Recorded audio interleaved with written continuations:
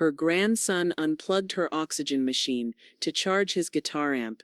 Evelyn Hartley, widow and retired librarian, didn't panic. Brad, her son, chuckled from the kitchen and called it just a misunderstanding. By morning, both their names were gone from her will, her trust, and her deed. She'd raised them with breath they didn't deserve. Now she was breathing for herself, and when they came clawing for what they thought was promised, she'd already sealed the exit. We're about to begin, but if you'd like, share where you're joining from. It reminds me this story doesn't echo into silence. It lands somewhere real. Drop it in the comments, and don't forget to subscribe. The soft whir of Evelyn's oxygen machine was the only thing filling the hush of the living room. She sat back in her tan recliner, the same one Henry had picked out 20 years ago after his back surgery. A faint vanilla-scented candle flickered on the side table, and the Colorado light filtered in golden through the lace curtains. Autumn had barely begun to touch the tips of the backyard trees, but the air already felt cooler, quieter, like something was pulling away. Chase stomped in without knocking, dragging his guitar case across the hardwood floor like it owed him something. "God, it's stuffy in here," he muttered, already crouching by the wall socket beneath the television.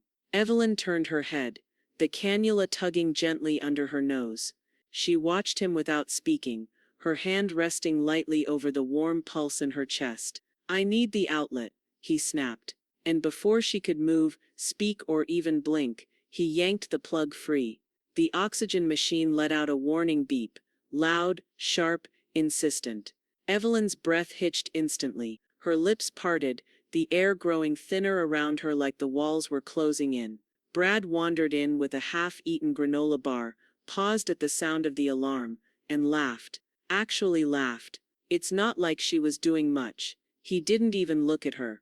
Evelyn's fingers trembled slightly on the recliner's armrest, her face pale beneath the soft light. Kim followed a few seconds later, phone in hand, scrolling through something mindless. She saw the machine flashing, saw Evelyn struggling, and didn't stop walking. "Oh, Chase," she said absently, "next time maybe ask first." Then she looked back at her phone. Footsteps pounded down the hallway. Jasmine emerged from the kitchen, eyes already scanning the room. "Jesus Christ," she barked, rushing over. She shoved Chase aside, reconnected the plug, and steadied Evelyn with a hand on her shoulder. The machine beeped again, this time a softer chime. The air hissed back through the tube. Evelyn took a long breath. The room refilled, but something inside her stayed hollow. No one thought to check. Jasmine's voice was low, dangerous. Chase rolled his eyes.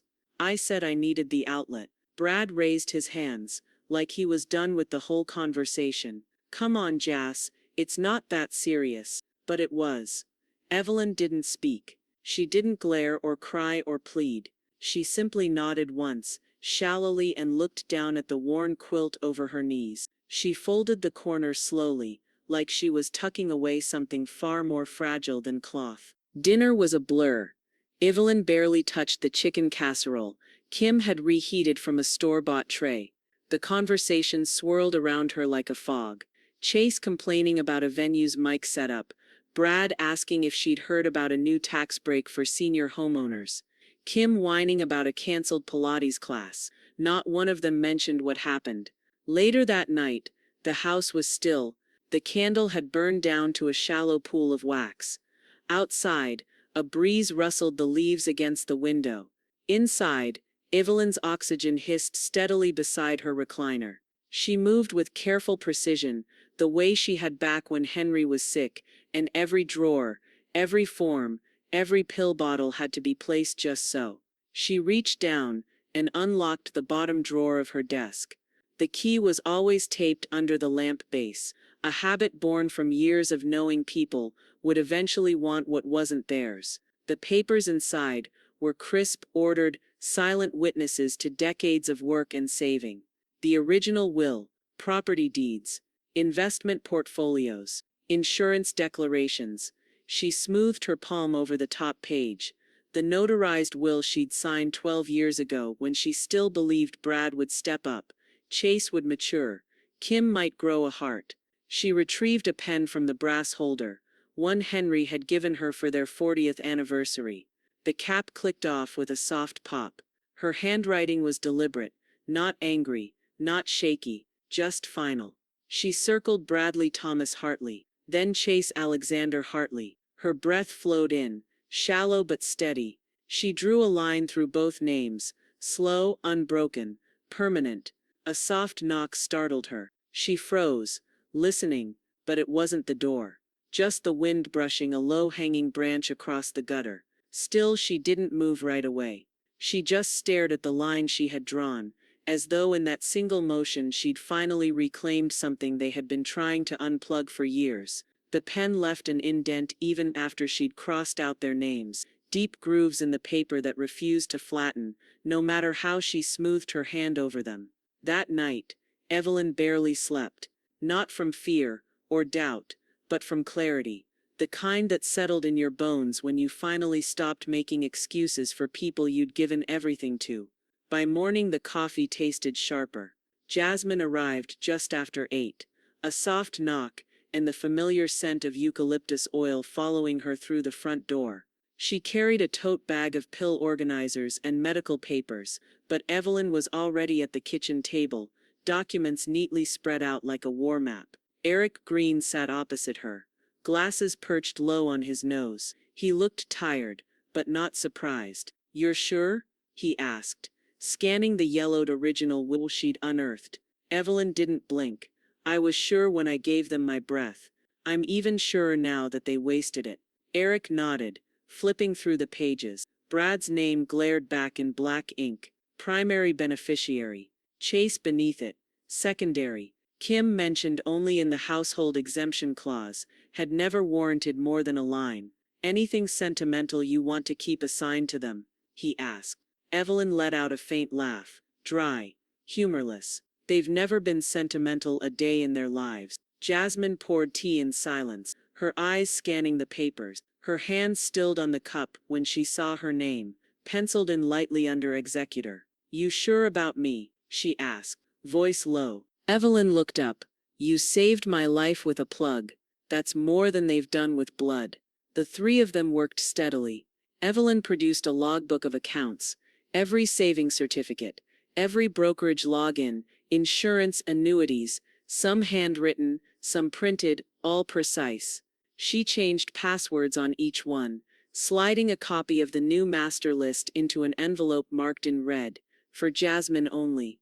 Then she reached for the drawer key around her neck and replaced the combination for the floor safe. This time one only she and Jasmine knew. "You want to do this quietly or loud?" Jasmine asked, glancing over. Evelyn smiled without warmth. "Quiet is my loud." Eric tapped his pen. "We'll need witnesses and notarization for the new will." "I'll bring them here." Discreetly. Jasmine folded her arms, watching Evelyn with something close to reverence. "This isn't revenge. It's architecture." "No," Evelyn replied softly. "It's memory." That afternoon, she made a single online purchase under a burner guest account, a sleek pair of noise-canceling headphones, premium quality. No note, no return address. She had them shipped to Chase's school locker using the code from a PTA event list Kim once bragged about accessing. Let him drown in silence, the way she nearly drowned in air. As the sky turned amber and the Rockies faded into silhouette, Eric stood from the table and slid a final document toward her. One line across the front in black capital letters, "Revocation of prior beneficiaries." Evelyn picked up her pen again. She didn't hesitate this time. Her signature was elegant, practiced, and unapologetic. Eric handed her a gold-embossed envelope. "Once this is sealed and stamped, it's done. No going back." Evelyn pressed the flap down slowly, her thumb smoothing the seal like she was burying the past itself. Outside, the wind picked up, soft, brittle leaves scraping against the window pane. She didn't look up. Let them hear the silence coming. Evelyn sat motionless at the kitchen table, the phone pressed to her ear, a faint buzz of oxygen whispering beside her like a metronome. Her silence had become the wallpaper of their lives, taken for frailty, mistaken for compliance. But silence, when sharpened right, could cut cleaner than any blade. Yes, I'd like to change the beneficiary structure, she said. Voice calm, measured. The man on the other end, a longtime financial advisor named Mitchell, paused. All of it, Mrs. Hartley. Every last cent, she replied, tracing a fingertip along the rim of her teacup. Move everything into the Hartley Private Trust. Effective immediately. The call lasted 17 minutes. By the end of it, her bank accounts, her IRA, the two annuities Brad didn't even know she'd opened for herself after Henry passed, all were stripped from their original designations and rehomed inside an airtight revocable trust under a new legal entity, Wellington Clarity Holdings. Only two names would ever matter inside it now, hers and Jasmine's. In the living room, the grandfather clock ticked in smooth, patient rhythm. Evelyn opened a leather-bound ledger and began crafting a sub-account, labeled in her tidy script, Legacy Forward Fund. This one would live beyond her. Modest grants for women exiting abusive care homes, scholarships for low-income medical aids, trust stipends for caregivers who stayed long after the job ended. By 2 p.m., Eric had arrived with the necessary documents, his briefcase taut with signatures waiting to happen. Jasmine brewed coffee, while they sat at the dining table, the Rockies visible beyond the back porch in soft, dusty hues. Filing this under the holding name keeps it off Brad's radar, Eric explained, passing papers across the table. You're certain you don't want him to be notified? Evelyn signed without looking up. He'll feel it without reading it. Jasmine raised an eyebrow. You're playing chess. Evelyn's lips curved faintly. Only now they've stopped calling it bingo. Eric laughed under his breath and slid over another sheet. Power of Attorney, revised. Evelyn tapped her pen on the table before handing it to Jasmine. I trust you with the pull cord, she said. Jasmine didn't blink. Then I won't let anyone else near the switch. That evening, Evelyn's phone buzzed. The contact flashed across the screen. Brad. The message was short, transactional. Hey Mom, can you help Chase out? His car's battery's fried again. Just need a small loan. We'll pay back soon. Promise. She stared at it for a full minute before replying. I'm on oxygen, not payroll. Then she deleted the thread. Her next call was to a vintage dealer in Boulder, a man named Ron who had appraised her late husband's coin collection years ago. Within 2 hours, he arrived with gloves, a scale and a quiet reverence for value few others noticed. Brad had always assumed he'd inherit that collection. Even bragged about it once at Thanksgiving, waving a silver dollar at Chase like it was a ticket to legacy. Evelyn watched Ron pack each velvet-lined case with care. Sure you're ready to part with these? He asked.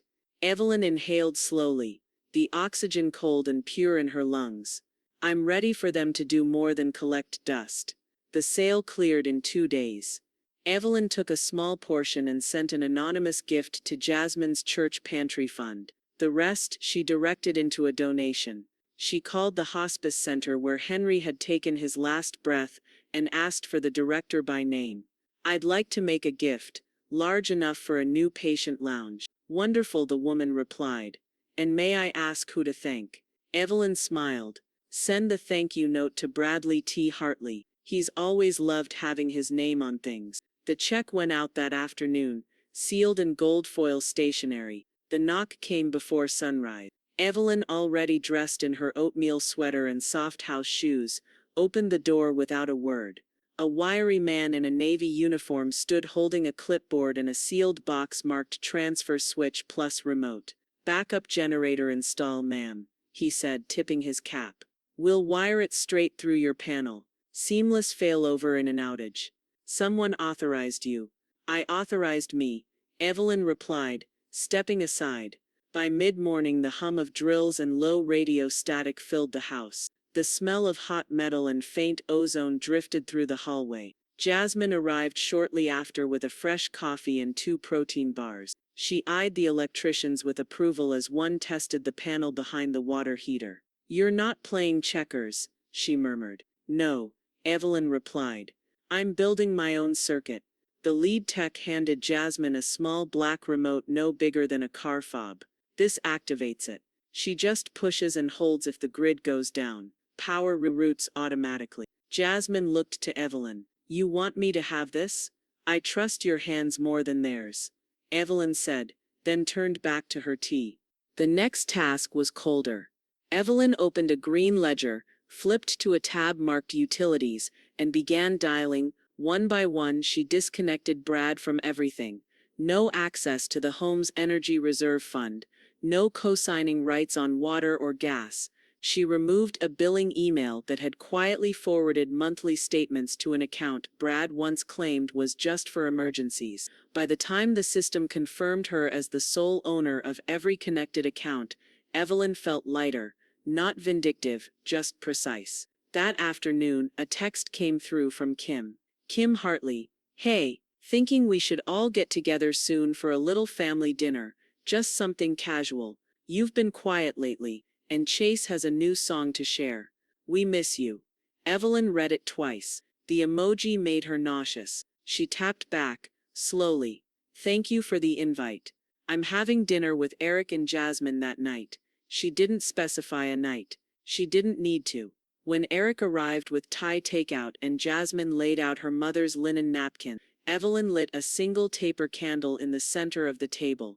Outside, the last of the orange leaves trembled in the wind. This, Evelyn said, as she ladled Jasmine rice onto her plate, feels more like family than any Thanksgiving I've hosted in 10 years. Eric nodded, raising his chopsticks in silent agreement. Halfway through dinner, Evelyn's phone buzzed across the table. Chase. She let it ring. Jasmine glanced down at the screen. Want me to? Evelyn shook her head. Let it sit. A voicemail landed seconds later. Evelyn didn't bother opening it, but she saw the preview. Yo, Grandma. Any chance I could borrow the car Friday night? Big show. I'll bring it right back. She powered off the phone. Later, as the plates were cleared and the candle burned low, Evelyn leaned back, eyes drifting toward the window. The city lights shimmered faintly below the Rockies. There had been a time she imagined Brad's family inheriting everything: house, routine, security. Now she pictured them exactly where they were, separate. The next morning, Evelyn unlocked her car, placed the keys into a tiny fabric pouch with a pressed flower stitched on it, and drove 3 miles to Jasmine's house. She pulled into the driveway, climbed out slowly, and left the keys on the kitchen counter beside a handwritten note. This car only moves forward now. Use it well. She caught a ride back, with Eric in silence, the cool wind tangling through the open window like a promise unspoken. The bass line shook the floor before Evelyn even entered the room. She stood just inside the doorway of the dimly lit venue, unnoticed among the crowd of high schoolers, parents, and a few grizzled locals with long necks in hand. Her oxygen unit buzzed quietly at her side, tucked into the pocket of her wool coat. She didn't need to get close. She needed to see clearly. On stage, Chase strutted in a denim jacket with torn sleeves, his guitar slung across his chest like a badge. Colored light swept across his face as he leaned into the mic. This one's about proving everyone wrong, he said, breathless, as the crowd whooped. You don't need a net when you build your own tightrope. Evelyn stepped farther into the shadows of the back wall.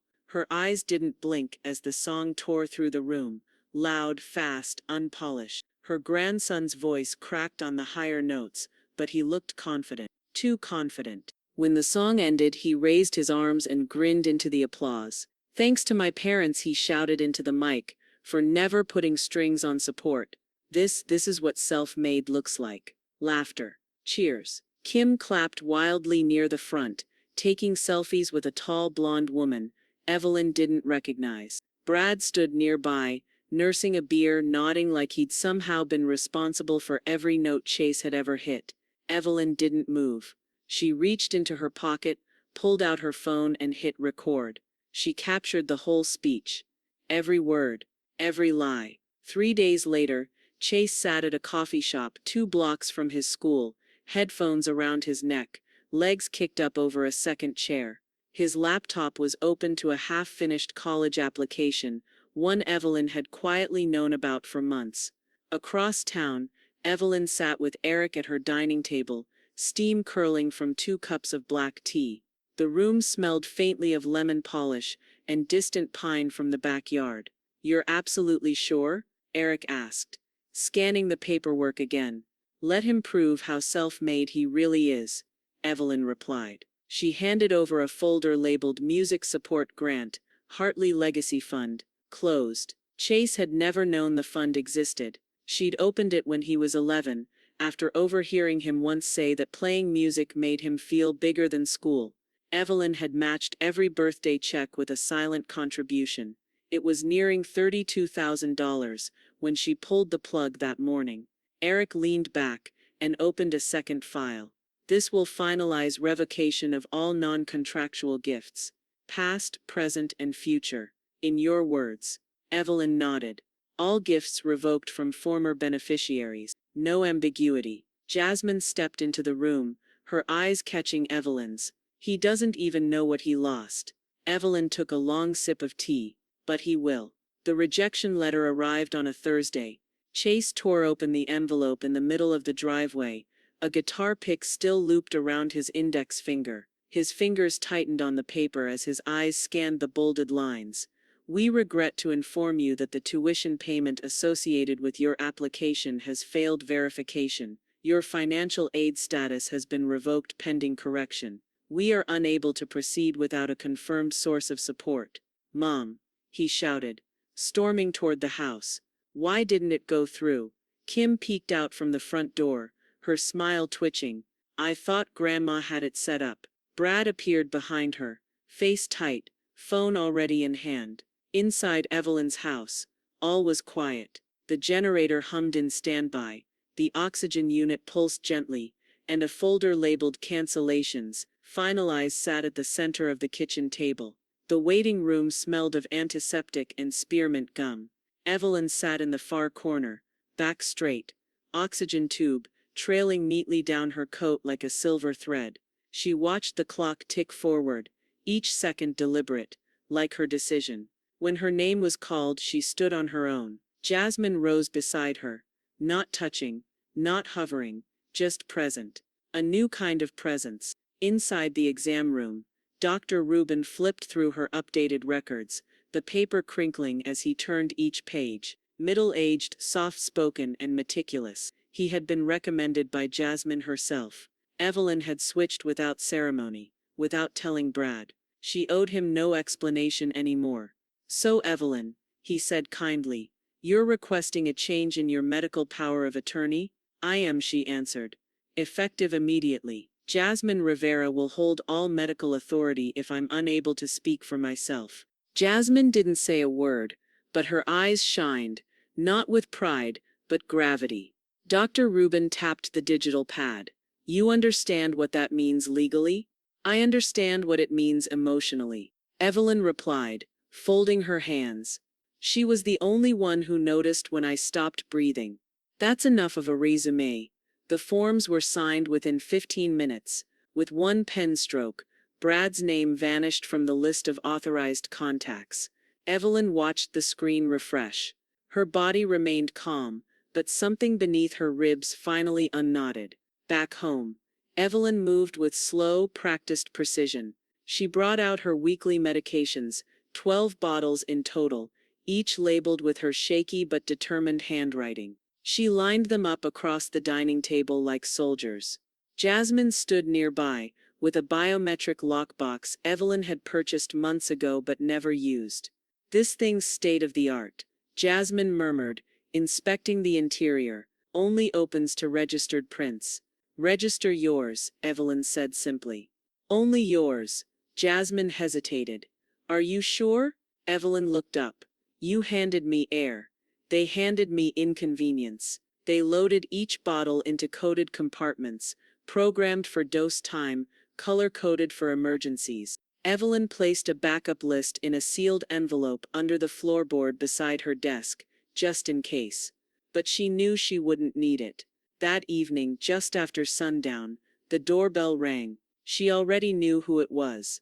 His knock had changed over the years, less patient, more entitled. Brad stood on the porch in a quarter-zip sweater and forced concern. Behind him his SUV still ran, headlights glowing like eyes watching from the curb. "Hey Mom," he began, a bit too cheerfully. "Just in the area. Wanted to check in." Evelyn said nothing, holding the door frame gently, letting her presence fill the gap his conscience never had. Brad looked past her. "Can I come in? I figured we should talk about your meds. Maybe make a plan if something, happens. Just in case." She studied his face. He hadn't come to protect her. He'd come to position himself. As usual. "It already did," she said. Brad blinked. "What?" Evelyn exhaled slowly through the hiss of her oxygen. Then, with deliberate calm, she closed the door in his face. Not loud. Not rushed. Just final. The porch light clicked off a second later. Inside, Jasmine sat at the kitchen table watching Evelyn return without a word. "You okay?" Evelyn nodded, placing her keys on the counter. "Better than okay. I'm precise." The next morning, Eric filed a new clause with the county clerk's office, restraining limitations on emergency interference. Named individuals: Bradley T. Hartley. No paramedic. No hospital. No court would be able to overrule it. The projector flickered softly against the white bedsheet Evelyn had clipped to the back fence. The smell of maple sausage and cinnamon muffins curled through the crisp Colorado air, mingling with the low hum of laughter and coffee spoons clinking in porcelain cups. A table had been set under the golden canopy of her backyard elm, dotted with thrifted linens and mismatched chairs. The late morning light painted everything in gold. Evelyn sat wrapped in a gray shawl, her oxygen unit humming beside her. Her plate was half finished, but her smile, small and genuine, was whole. For the first time in weeks, she didn't feel like a guest in her own life. Lacey, the college-bound girl from across the street, had brought a pecan pie and was now helping Jasmine adjust the old film reels that played Henry's favorite black and white comedies. Eric sat to Evelyn's left, mug in hand, content to simply be there. The brunch wasn't for a birthday. It wasn't a holiday. It was a reclamation. Midway through arsenic and old lace, a familiar voice broke the spell. "Wow, this is quaint." Kim's heels clicked across the stone path like an unwanted punctuation mark. She wore a pink blazer too tight for brunch and a face full of faux concern. Evelyn didn't look up. "I just thought I'd stop by," Kim continued, eyes scanning the table. "You've been a little distant. We were hoping to reconnect." Jasmine stepped forward, cool and unbothered. "She's not available." Kim blinked, laughing awkwardly. "I'm not here for a checkup. I'm family." Jasmine's smile didn't shift. "Exactly. And she's not available." Kim's mouth opened to respond, but Evelyn chose that moment to stand. She moved slowly but deliberately to a small shredder Jasmine had placed on a side table near the back steps. In her hands, Evelyn held a thick manila folder, the original will, annotated and worn from years of handling. Brad's name was highlighted. Chase's appeared in 3 separate sections. The document had once charted a future she no longer believed in. Without a word, she fed the pages into the shredder. The motor hummed as the past turned into ribbons. No one at the table spoke. Even the wind held its breath. Kim's face drained of its artificial warmth. What is that?" Evelyn turned to her slowly. "That," she said, "was what I used to think love required. Assumptions. Apologies. Hope." The machine spat out the last curled strips like confetti. She let them scatter across the grass. Eric stood, reached into his leather folio, and pulled a sealed envelope marked with legal insignia. He walked it to Kim and offered it politely, almost gently. "This is for you," he said. "Formally notarized and effective as of last week." Kim took it with trembling hands. Inside was a single-page legal document, notification of beneficiary revocation. Kimberly Hartley has been removed from all present and future estate designations, trust considerations, and contingent transfers associated with Evelyn M. Hartley. Below that, a line written in Evelyn's hand: "You kissed my cheek and counted my money. Now you may keep the kiss." Kim stood frozen for several seconds, her jaw twitching. Then she turned and walked back down the path, heels quieter now. The projector resumed, almost tenderly, and laughter returned to the table as if nothing had happened. Later that night,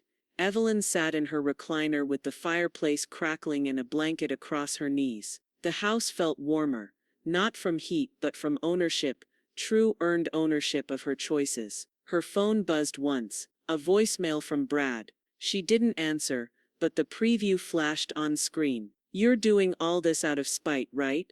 She pressed delete without listening to the rest. The lights in Evelyn's hallway dimmed for just a second, barely a flicker, but it was enough. She sat at her desk, hand hovering above the final form. Her oxygen pump ticked softly beside her, rhythmic and patient, like a metronome to the life she was rewriting. The power returned just as quickly. But she didn't miss the message. She reached for the phone and dialed the private number Eric had given her for sensitive decisions. When he answered, she didn't bother with pleasantry. "Dissolve the Hartley Utility Trust.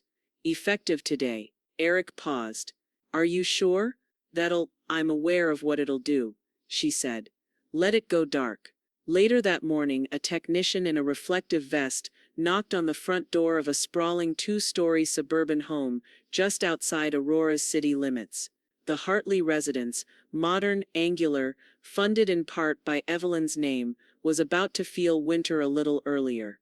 Brad opened the door half-dressed, coffee in hand, irritation already rising. "Yeah? Here to disconnect credit line linked utility subsidy," the man said. "Systems flagged for deactivation. Owner request." "What the hell does that mean?" "It means," the man replied, tapping his tablet, "your account was under a shared energy fund, and the co-owner just pulled out. There's a balance due." Brad scoffed. "That can't be right. That fund's been active for years." "Not anymore." The man shrugged. "You'll get the formal notice by mail. You'll want to set up a new payment source before next billing cycle, or you'll lose service." Brad didn't respond, but the look on his face was one Evelyn would have recognized: entitlement catching up with gravity. That afternoon, Evelyn sat in her sunroom, a shawl over her shoulders, tea steeping beside her as she filled out the final transfer papers. The redirected energy credits, nearly 10 grand over 2 years, were now assigned to a local women's shelter on the edge of Denver. A note accompanied the funds, for women rebuilding homes, not for those who tried to burn one down. Jasmine looked up from the folder she was scanning. "You know they'll notice eventually." "I'm counting on it," Evelyn said. Online, the unraveling had already begun. Chase's social feed exploded with a series of angry posts. "Crazy how people pretend to support you just to yank it when you finally make something of yourself. Not everyone who smiles at you is in your corner. Sometimes families just deadweight with a last name. System failed me again. Thanks fake-ass supporters." Evelyn read each post with silent composure, her glasses catching the light from the window. She didn't comment. She didn't need to.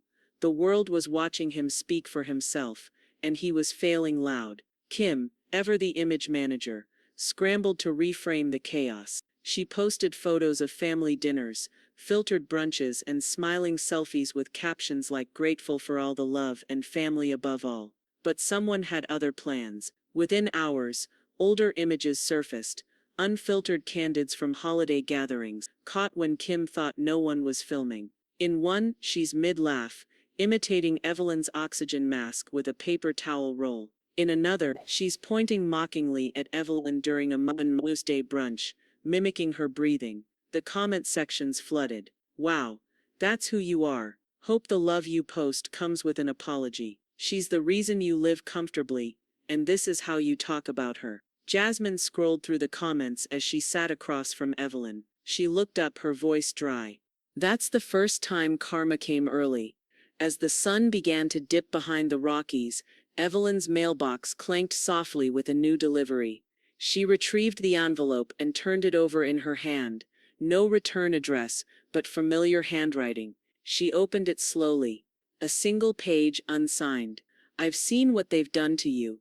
I've been in that house, heard how they talk when you're not there. I stayed silent too long. If you ever need someone to testify, I'm ready." Evelyn folded the letter once and placed it on her desk. She didn't know who sent it.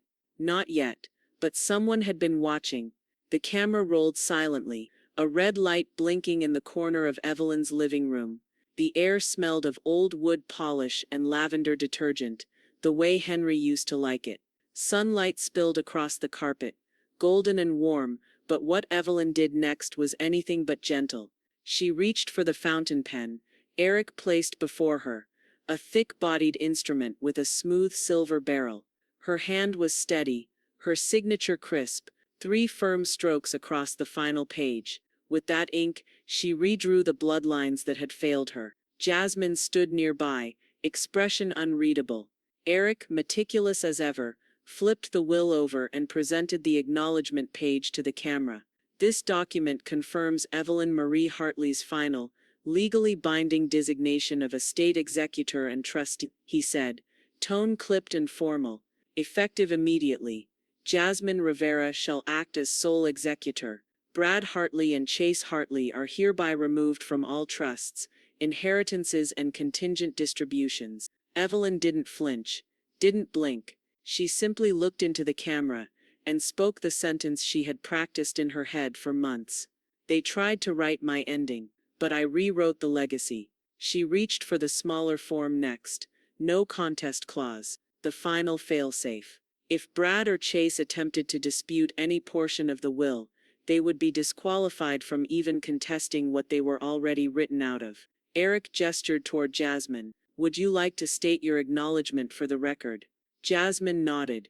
I understand my responsibility, and I accept it. A small, sharp silence fell in the room, its weight not heavy, but necessary. Eric closed the folder and clipped it shut. I'll file the final notification with the county by 4 p.m. Once it's registered, it's airtight. Evelyn exhaled, and the oxygen machine responded with a subtle hiss. Then it's time. By early evening, a single certified envelope sat in the center of Evelyn's kitchen table. She'd sealed it herself, pressing the edges closed with slow, deliberate care. On the front, Brad's name, nothing more.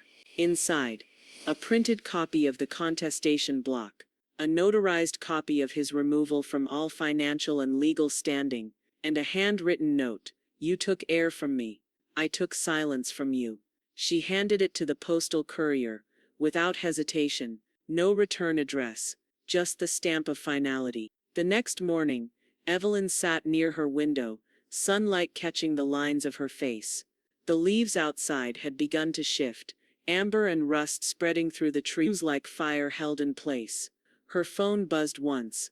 Then again. Chase. She let it ring. Moments later there was a knock at the door. Evelyn rose slowly. Her breath was even, her steps sure. She didn't need to look through the peephole. She already knew.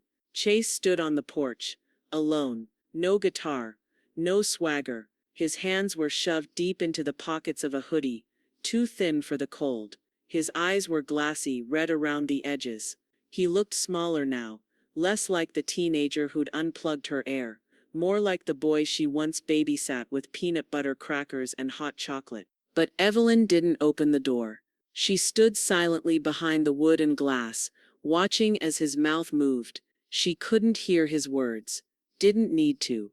Apology or excuse. It didn't matter. She had heard enough in the silence that followed that awful day. More than enough. Chase stepped back after a moment, uncertain. His eyes searched the window like he could feel her behind it. Then finally he turned and walked away. Evelyn remained still for a long while. The wind picked up, rustling the porch leaves. She didn't cry. She didn't speak. Inside the file drawer, the new estate documents were labeled in bold.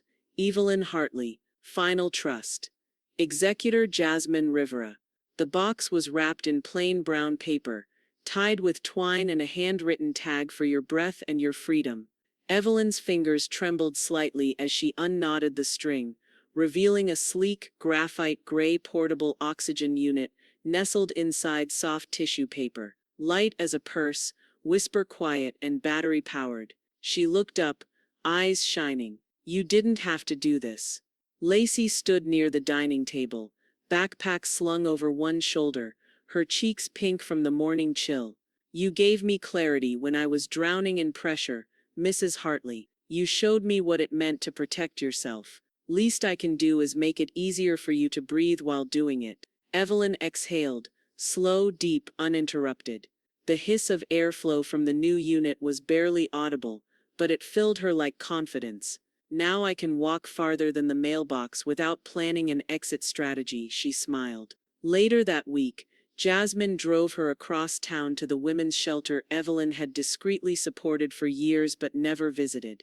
It sat tucked behind an aging church building, its porch worn but tidy, lined with planters of marigolds and chipped wind chimes that sang faintly in the breeze. Inside, the warmth was immediate, faint smells of oatmeal and lavender detergent, the hush of whispered voices and distant cartoons playing in a communal living room. A volunteer guided Evelyn to a back hallway where a young mother and her daughter were sorting gently used coats. Marisa and Cam, the woman introduced. They just moved in last month.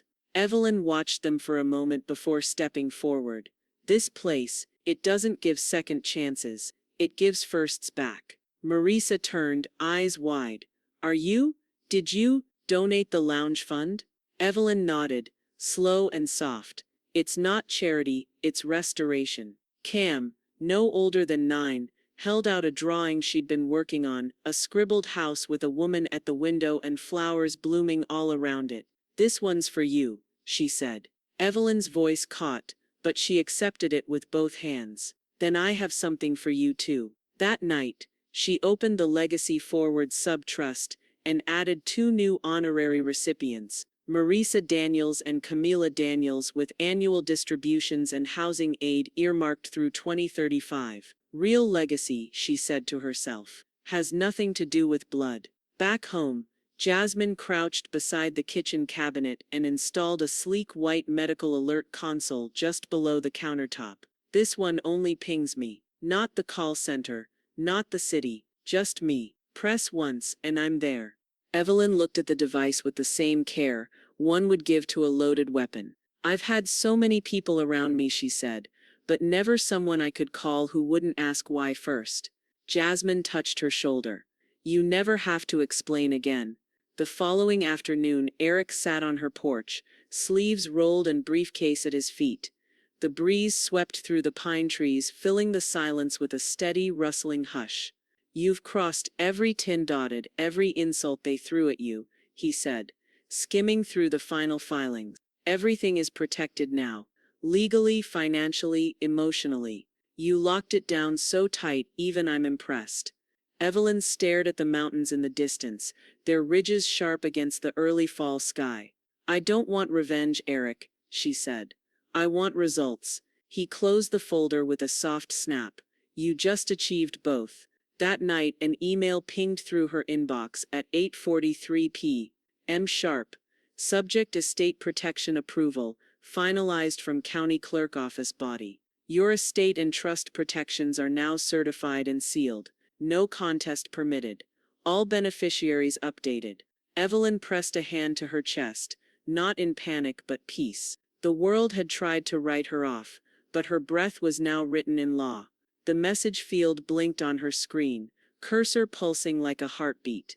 Evelyn stared at the blank space meant for a personal quote on her newly finalized estate portal, the last touch on a digital fortress she'd spent months building. With one breath, one deliberate tap of her fingers, she typed, "Air like respect isn't free." She hovered for a moment, then clicked save. Jasmine, sitting beside her on the couch, nodded approvingly. That one's going to echo. The sun filtered through the curtains behind them, catching on the polished edges of the silver oxygen unit Lacey had gifted. A soft breeze carried the faint scent of wild sage from the open window. Evelyn felt no weight in her chest. Not grief, not regret, just clarity. Time to make it eternal, she said. Together they uploaded every document, wills, directives, trust outlines, restraining clauses, into 2 encrypted cloud vaults and a third local backup stored on a fireproof drive. Jasmine tucked into her purse. Evelyn watched the files sync, One by one her name tagged with each. Evelyn M. Hartley. Final edition. That Saturday the neighborhood potluck filled the street like a memory rebuilt. Folding tables were strung with string lights and laid with deviled eggs, chili pots, homemade pies, and mismatched paper plates. No blood relatives had been invited, and not a single one asked why. Evelyn arrived with Jasmine's arm hooked through hers, and a tray of lemon bars Henry used to love. The laughter came easy. The handshakes were warm. She didn't feel like a patient. She felt like a person. Midway through the evening, the music paused, and Lacey stepped onto the small wooden stage someone had built out of milk crates and plywood. She held her violin gently under her chin, her eyes scanning the crowd until they landed on Evelyn. "This one's for the woman who taught me that silence is sometimes the strongest sound," she said.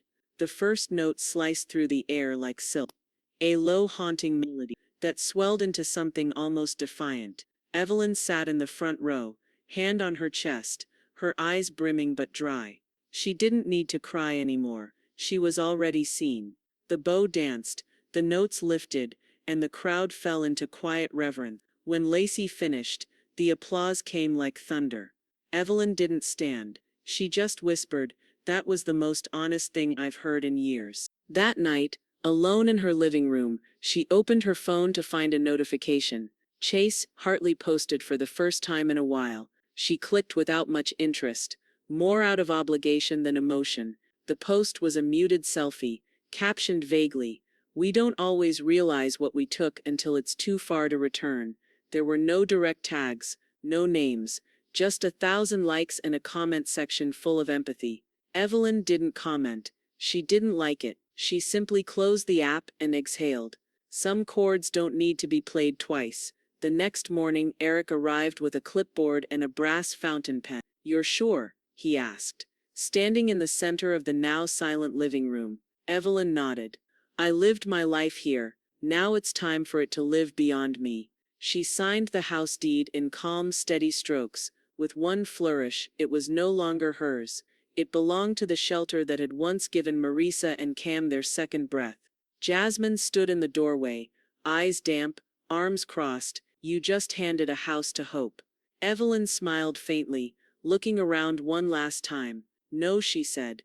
"I returned it to Hope. It was never meant for entitlement." The package was small, just a black box with no return address and no warning. Chase found it wedged inside his school mailbox, nestled between a campus flyer and a bounced loan notice. He opened it right there in the hall. Inside, the same pair of noise-canceling headphones he'd once plugged in by unplugging Evelyn's oxygen. Taped beneath them was a square of thick ivory cardstock. One sentence, handwritten in her tidy, unshaken script: "Listen to yourself." No signature, no threats, just the truth wrapped in silence. Back in Aurora, Evelyn stirred sugar into a metal bowl with slow precision. The scent of vanilla and softened butter filled the kitchen. The radio murmured somewhere in the background, a jazz station Henry used to love. Jasmine stood at the counter beside her, cracking eggs and smiling at the peaceful rhythm of it all. "What's the occasion?" she asked. "No occasion," Evelyn said, voice steady, "just remembering what sweet used to feel like." They moved in sync, measuring flour and folding in the batter. Evelyn's hands weren't as fast as they used to be, but there was care in every motion. When the oven door closed with a soft click, the room felt full of warmth, of memory, of something reclaimed. "I haven't baked since Henry passed," she said. Jasmine glanced at her. "Why now?" Evelyn wiped her hands on a towel. "Because now I'm baking for peace, not for approval." Meanwhile, Kim paced her kitchen, phone pressed tight to her ear. The screen flashed "call fouled." For the third time. She scrolled, redialed, then scowled at the deadline. Blocked. Her next attempt was a social message, a carefully crafted "just checking in. Hope you're doing okay." It never delivered. Her calls weren't going unanswered. They were no longer allowed. She stared at the screen like it had betrayed her. Brad, frustrated and red-faced, stormed into Eric Green's office building the following morning. The receptionist barely looked up before pressing a button beneath the desk. "Mr. Green isn't available to you." Brad slapped the counter. I need to see him. Now, the woman stood calmly. Mr. Green doesn't recognize your standing, and you're not on his client list anymore. You're kidding me. I'm her son. She handed him a printed letter, already prepped. All estate communications related to Evelyn M. Hartley are restricted to executor-authorized parties only. Any attempt to bypass this directive will be reported. Brad stood frozen, knuckles white, behind the frosted glass. Eric never once looked up. That night, Evelyn sat in her living room, a slice of vanilla cake on a small porcelain plate. A single candle flickered beside it. No birthday, no guest list, just her and the sound of soft jazz floating through the room. She took a bite and closed her eyes, letting the sugar dissolve on her tongue. Henry would have liked it. Not too sweet, not too dense, just enough. Her phone lit up on the table beside her. A message from Marion, a neighbor who had quietly witnessed everything from the sideline. They're spiraling. You're rising. Evelyn smiled faintly, not smugly, just in truth.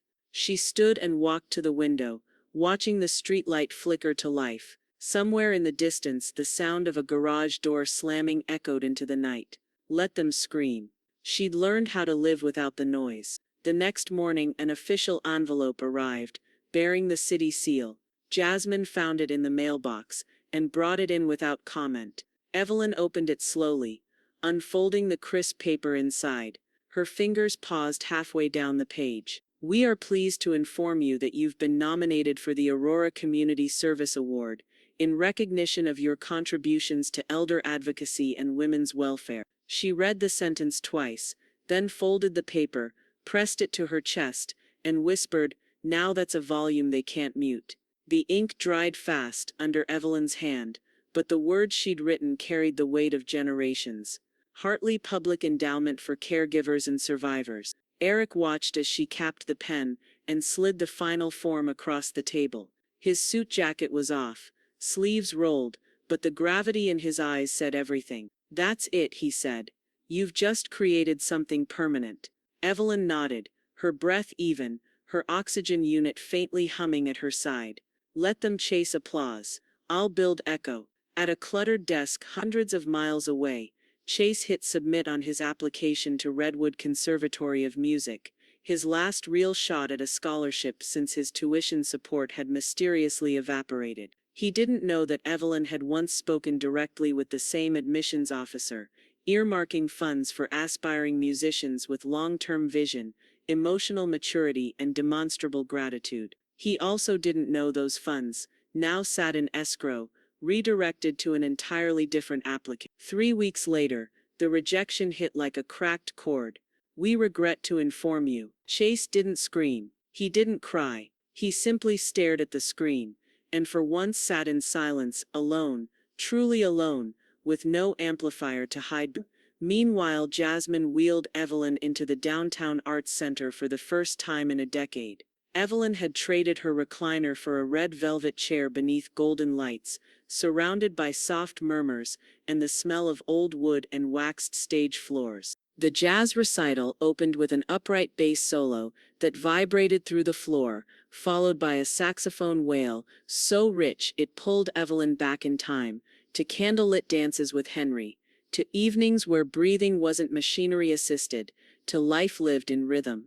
"I remember this," she whispered, fingertips against her lips. The joy. Jasmine gently squeezed her shoulder. "You didn't just survive them," she said. "You outscored them." Eric arrived the next afternoon with a velvet box under one arm and a quiet smile tucked into his voice. "They asked me to present it formally," he said. "But I figured this would feel more like you." He opened the box to reveal a crystal plaque etched in gold. Aurora Community Service Recognition. Evelyn M. Hartley, for transformational legacy work in ethical estate reform.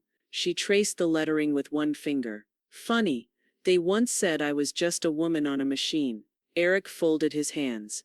"Now you're a movement with a name." Back at her desk, Evelyn opened a final document, short, cold, and fireproof. No contact clause addendum. Brad Hartley and Chase Hartley. Any unsolicited communication, direct or indirect, shall trigger permanent legal action under protection terms already filed. Jasmine glanced up as Evelyn signed. You're not afraid of being the villain in their story? Evelyn didn't hesitate. They already wrote me as the burden. This way, I choose the ending. The late autumn light stretched long shadows across the floor when the doorbell rang. Evelyn moved slower now but carried no hesitation. She opened the door to find Lacey home early, from college, cheeks rosy, backpack still slung from one shoulder. In one hand, a bouquet of sunflowers. In the other, a sealed envelope. She held it out with a shy smile. I got it, my update from the trust. You didn't have to do that. Evelyn took the letter, then the flowers, and stepped aside. I didn't do it because I had to, she said softly. I did it because you showed me what loyalty sounds like. Upstairs in her study, Evelyn placed the plaque next to the portrait of Henry. Below it, a handwritten list labeled, "Those who chose love, not entitlement." Only a few names were there, but each one mattered. She stared out at the mountains and whispered, "They'll write stories about what I left. But the truth was always in who I kept."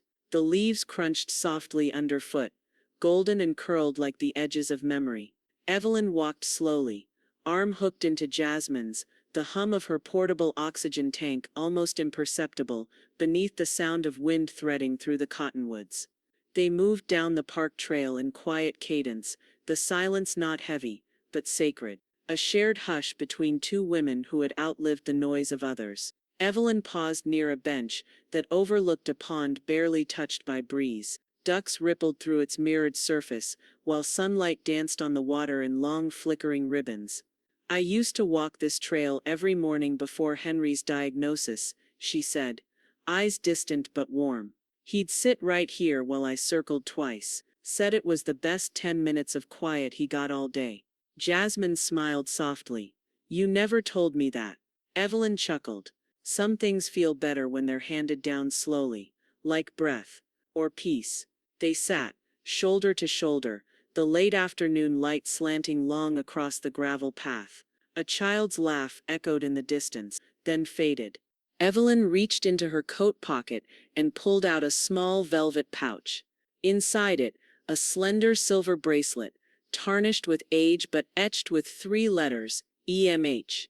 She placed it in Jasmine's palm without a word. Jasmine blinked. What is this? My first real gift to myself, Evelyn said. Bought it with babysitting money when I was 15. Wore it every year until Henry proposed. It's more than jewelry. Jasmine stared at it like it might break. You sure, you earned it, Evelyn said. You walked me back to myself. Jasmine's throat tightened, her voice barely made it through. You breathed life into more than just yourself, Evelyn. You made something that outlives oxygen. Evelyn smiled, the kind that pressed gently whispered against the ache of her ribs. Then help it breathe after I'm gone. That evening, after the sun had melted into the edge of the Rockies, Jasmine drove them home in a soft, humming silence. The sky was a watercolor of plum and burnt orange. Evelyn's eyes stayed on the horizon, her hand resting on the worn leather dashboard, like it knew the rhythm of the road by heart. Back at the house, the lights were dimmed low, the kitchen still fragrant from the lavender oil Lacey had left in the diffuser. Evelyn moved with purpose, not rushed but with the steadiness of someone completing a final movement in a song that had played too long without resolution. She sat at her desk, pulled a fresh sheet of ivory stationery, and began writing. Lacey, you taught me what legacy should feel like. Not claimed, not expected, earned. There's a strength in you that reminds me of a younger version of myself, before they tried to smother it under politeness and silence. If you ever lose your breath, remember you come from a line of women who taught themselves how to inhale again. Keep doing it. Loudly. She folded the letter gently, placed it into a small wooden box, and looked toward the top of her closet. From the shelf, she pulled down a dusted storage container marked with only 3 words, "For when you need strength again." Inside it, she placed the letter, the second copy of her trust documents, and a flash drive loaded with every voice recording she'd ever made for her private journal. Then she sealed the lid. One click, one breath, one final reserve of power. The morning air was still, heavy with the scent of pine needles and early dew, as sunlight crept along the edge of Evelyn's living room window. She sat upright in her armchair, a blanket tucked over her legs, oxygen line hissing softly beside her. Her hands rested calmly over a folded handkerchief, the lace frayed at the corners. Across the street, a mail carrier waved. A boy rode past on his bike. The world moved quietly, as if unaware that inside this home, a legacy had already outlived the body still breathing it. The door creaked open. Lacey stepped in with careful reverence, her brown curls pulled back, a satchel slung across her shoulder. In her hands, the thick trust binder, embossed with gold lettering, and worn gently at the corners. Evelyn didn't turn. "Did you bring it?" Lacey walked over and sat on the ottoman beside her, nodding. "Every page." "Good," Evelyn said. "Start from the top." Lacey opened the binder with deliberate care. Her voice was steady as she read, "This document shall represent the final irrevocable expression of Evelyn Marie Hartley's estate, intentions and trust," she continued, the words rolling through the room like the soft hum of a remembered song. Evelyn closed her eyes, not to sleep, but to listen fully. Every clause echoed with meaning: the shelter, the endowment, the blocked contact orders, the educational grants, the note to Marisa and Cam. When Lacey paused, Evelyn opened her eyes and said, "Now you know what love looks like." In writing. Lacey didn't speak. She just reached for Evelyn's hand and held it between both of hers, the air thick with understanding. That afternoon Jasmine arrived with a bright orange envelope and a grin she couldn't contain. "They made it official," she said. "You're the guest of honor." Evelyn raised an eyebrow. "For what?" "Living longer than their patients. For rebuilding something they never could," Jasmine said, placing the envelope in Evelyn's lap. Inside was an invitation to the Aurora Community Awards ceremony, Evelyn's name embossed at the top, with the words "for exceptional service" and "advocacy for elder survivors" printed beneath. Evelyn chuckled softly. "I suppose it's never too late to become a late bloomer." Jasmine helped her into a cardigan as the three of them gathered in the study. A soft breeze carried in through the window, fluttering a stack of papers Evelyn had placed near the foundation registration forms. Each one bore the logo of the new Hartley Line Foundation, its mission clear: to protect and uplift those silenced by family, ignored by law, and erased by assumption. Lacey looked over the application files and whispered, "They'll never see this coming." Evelyn's voice was barely louder. "They never saw me to begin with." Outside, the trees had started shedding their final leaves. Evelyn sat by the open window, breathing slowly, the oxygen unit steady at her side, not defining her, but walking with her. Jasmine and Lacey stepped into the kitchen, giving her a moment alone. The house was quiet, but not empty. She looked out toward the street, toward where Brad had once pulled into her driveway without knocking, where Chase had once stood unsure of what apology looked like, where Kim had once laughed through her teeth. They weren't here now, but their absence felt more like relief than loss. Evelyn exhaled slowly, then whispered into the air, "They unplugged me once, but I rewired everything." She looked over at the shelf beside her, at the sealed wooden box marked "for when you need strength again," at the bracelet now worn by Jasmine, at the flowers from Lacey resting in a mason jar. Her life had been fractured, but her breath, that had become currency. With her final breath for the day, Evelyn smiled. Their breath was borrowed. Mine became a legacy.